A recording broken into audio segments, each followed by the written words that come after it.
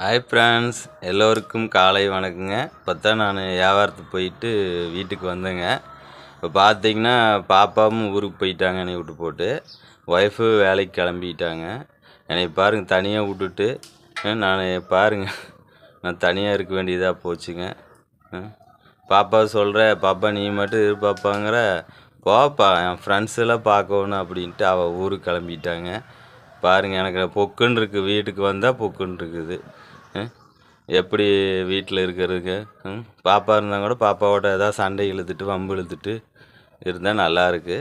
பாப்பா ஊருக்கு போயிட்டாங்க. நீ எனக்கு கோழி தாங்க துணையாக இருக்குது. கோழி தான் என் கூட இருக்குது பாருங்கள்.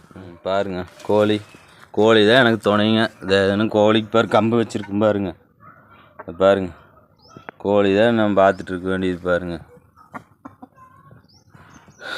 எல்லாம் ஊருக்கு போயிட்டா அப்புறம் நம்மளுக்கு போர் அடிக்கும் இல்லைங்க, பொழுதுபோக்கு. அப்புறம் கோழியாவது பார்க்கணும். கோழியும் என்னைக்கண்டு பயக்குதுங்க.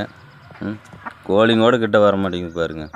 ஹாய் ஃப்ரெண்ட்ஸ், இப்போ பார்த்தீங்கன்னா குணத்தூர் வந்திருக்கிறேன்.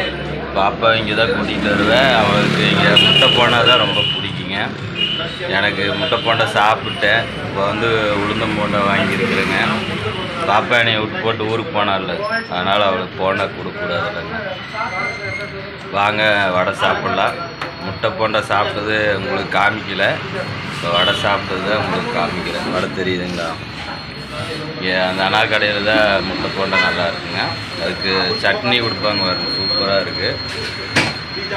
குணத்தூர் வந்தேங்க நாட்டு மருந்து கடைக்கு போகிறக்கு.